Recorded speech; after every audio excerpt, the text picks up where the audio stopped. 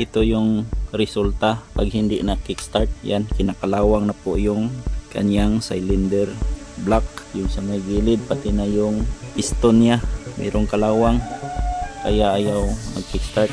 Tanggalin natin ito, tapos linisin lang natin ito kahit na umuusok. Ang importante, ma-check natin kung aandar ba yung makina.